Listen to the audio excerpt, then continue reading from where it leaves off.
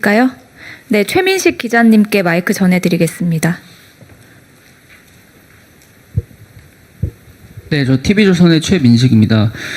대통령님께서 최근 정의로운 통합을 강조를 많이 해오셨는데 사실 이번 기자단 투표에서는 그렇게 많이 스티커를 받지 못했거든요. 그 이유가 뭐라고 생각하시는지 좀 궁금하고요. 그리고 또 대통령님께서 취임 30일 기자회견에서부터 특별감찰관 임명 문제를 말씀을 해오셨는데 사실 대통령실의 의지가 좀 지금 부족한 거 아니냐 이런 얘기가 있거든요. 그래서 내년에는 혹시 좀 기대를 할 수 있는지 궁금합니다. 그럼 제가 답변해야 될 것 같아서요.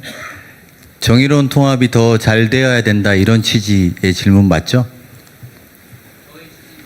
네, 그러니까 질문에 많이 지지가 없었다는 것은 그만큼 잘 된 것 같지는 않다. 더 정의로운 통합을 노력해야 된다 이런 취지가 잘 되어야 되는 거 아니냐 이런 질문인 것 같고 그런 말씀이라면 저희도 더 정의롭게 그리고 하지만 국민들이 통합될 수 있도록 하는 노력은 게을리하지 않고 하겠다고 말씀드리겠습니다. 그리고 특별감찰관 말씀하셨는데 저희는 꼭 하겠다는 입장을 다시 한번 거듭 확인드립니다.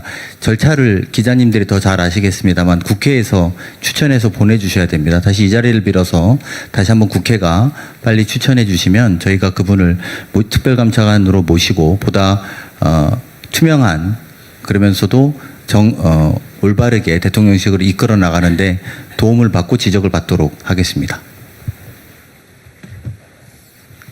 통합에 대해서 한 가지만 제가 좀 보완을 말씀드리겠는데요. 이 통합은 정치 지도자들과 만남을 통해서 이루어지는 그런 통합 행보가 있고요. 또 종교 지도자들과의 만남을 통해서 진행되는 또 사회 통합의 과제가 있고요. 시민사회 지도자들 또 사회적으로 피해를 입었던 피해자 단체들을 만나면서 이루어지는 사회 통합의 과정 등 다양하게 진행되어 왔다고 말씀드릴 수 있고요. 아마 제가 기억하기로 역대 대통령 중에 6개월 안에 정치 지도자, 종교 지도자, 사회 지도자, 피해자 단체와 이 정도의 만남을 가졌던 그런 대통령은 저는 없었다고 봅니다. 그런 측면에서 보면 굉장히 적극적인 행보를 해서 대화를 해왔고요. 문제는 뭐냐면 정치적으로 양 극단의 대결이 계속 지속되다 보니 이 통합의 효과가 국민들 밑으로까지 내려가는데 한계가 좀 있었다 하는 점, 이것들이 좀 아쉬운 게 아닌가 이렇게 생각이 들고요. 내년 상반기 중에는 조금 더, 물론 선거가 있기 때문에 또 이 지장을 받을 것 같긴 한데 적어도 대통령이 나서서 정쟁의 중심에 서지 않게 노력하고 있고 가능한 한 국민들의 갈등을 일으킬 만한 발언과 이 아젠다를 대통령실에서 계속 회피해 왔다는 것도 여러분께 잘 아시고 있는 사안이라고 생각합니다. 그런 측면에서는 눈에 잘 띄지 않지만 대통령의 이 노력이 비교적 대통령이 중심이 되어서 국민을 갈라치겠다는 비판은 듣고 있지 않다. 이렇게 평가받고 있지 않은가 이렇게 말씀드리겠습니다. 예, 조금 경청통합수석입니다. 조금 더 보완드리면 저희가 4대 참사 이후로 아리셀 유가족 포함해서 유가족들 11개 단체를 만났는데요. 그중에는 95년도에서 삼풍백화점부터 해서 또 어쨌든 시랜드 사건부터 해서 대구 지하철 다 유가족들이 현재 있었고요. 그때 이분들이 공통적으로 말씀하셨던 것이 진상규명이었습니다. 그래서 저희가 그 경청 행사를 하고 나서 느낀 것은 모든 사람들의 응어리진 것들은 진상규명 없이는 화해와 용서로 가지 않는다라는 생각을 하게 됐고요. 진상규명을 통해서 화해 용서를 가고 그 이후에 통합을 이루어가는 과정이 있구나라는 것을 저희는 뼈저리게 느꼈습니다.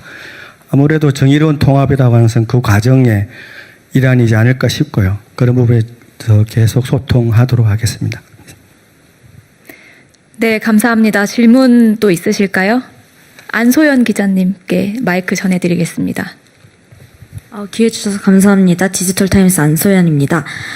관세협상 성공적으로 마무리했다는 것에는 거의 대부분이 동의를 하는 것 같습니다. 그런데 다만 국내 기업이 미국 제조업 부흥에 동참하기 위해서 대규모 투자에 나서거나 미국 현지에 공장을 설립하는 것, 이런 부분들에 대해 국내 제조업이 좀 위축될 거다, 이런 우려가 좀 있는데요. 이런 부분에 대해서 대통령실에서는 대책을 어떻게 세우시고 계시는지 좀 궁금합니다. 예, 경제성장 수석입니다.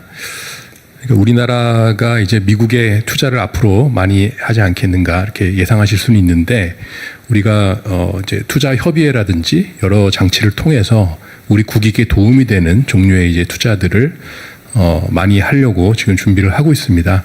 그래서 우리나라의 미국 투자라는 것이 국내 산업 공동화보다는 어떤 또 후방 연관 산업들을 또 키우고 다른 중소기업들에도 도움이 되고 이런 식으로 해서 미국과 우리가 다 윈윈할 수 있는 방향으로 이렇게 좀 되도록 그렇게 준비를 하고 있습니다.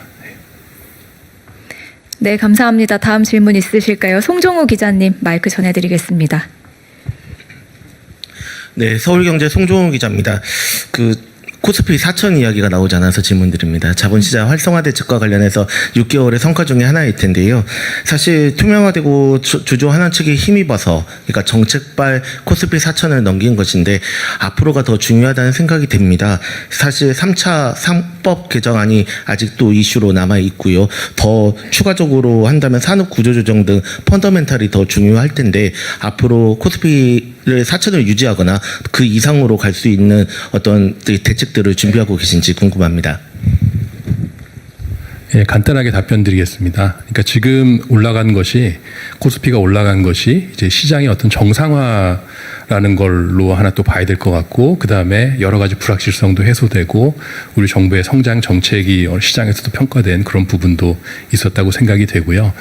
이것이 이제 계속 유지되고 더 올라가려면 결국 이제 펀더멘탈 경제의 성장 잠재력이 올라가야 된다 이렇게 생각이 됩니다. 그래서 이제 내년에 우리가 본격적으로 이제 성장이 더 활성화될 수 있도록 하는 여러 가지 이제 뭐 구조 개혁부터 시작을 해서 정부의 여러 가지 정책들 AI 대전환도 있을 것이고요. 그다음에 그린 대전환, 그린 전환 이런 것도 있을 것이고 여러 가지 지금 그 중소기업들, 벤처기업들 이런 쪽에서 창업이 활성화되고 또 젊은 층에서도 경제 활동 더 많이 할 수 있게 이렇게 어떤 굉장히 큰 것들을 많이 준비를 하고 있습니다. 그래서 성장 잠재력이 높아지면 코스피도 지속적으로 높은 수준에서 유지되고 앞으로 더 올라갈 수 있지 않을까 이렇게 기대하고 있습니다. 네, 감사합니다. 다음 질문 받겠습니다. 홍지은 기자님 마이크 전해드릴게요. 네, 채널A 홍지은입니다. 저 강훈식 실장님께 먼저 질문을 드리면 그동안 6개월간 사실상 내각이나 진용이 다 구축이 됐는데 이제 비서실장이자 인사위원장으로서 각종 인사를 하시면서 좀 어려움도 있었을 것 같은데 어떤 어려움이 있었는지 궁금하고요. 그리고 이 인사 과정에 뭐 일부 요직의 뭐 연수원 동기나 아니면 뭐 법대 동기 이런 변호사들 이런 등용한 것과 관련해서 좀 비판이 제기되기도 했었는데 이러한 비판에 대해서 어떻게 보시는지 궁금합니다. 그리고 마지막으로 위성락 실장님께 그 내년도에 한반도 평화 프로세스 본격화한다고 하셨는데 그러면 미국의 그 한미 연합훈련 그 축소 필요성도 건의를 하실지 이 부분도 궁금합니다.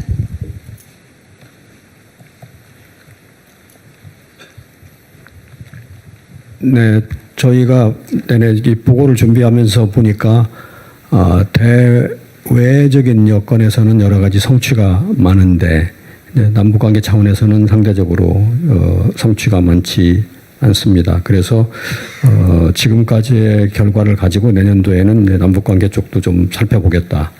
한반도의 평화 비핵화도 추진하겠다. 그런 취지로 말씀을 드린 거고요. 그러려면 여러 가지 우리가 카드를 생각해야 하는데 뭐 생각할 수 있는 카드는 많이 있습니다. 근데 반드시 우리가 연합 훈련을 카드로 지금 직접 고려하고 있지는 않습니다. 다양한 방안을 구상을 해 보겠습니다. 그 정도만 말씀을 드리겠습니다. 인사에 어려운 점 물어보셨는데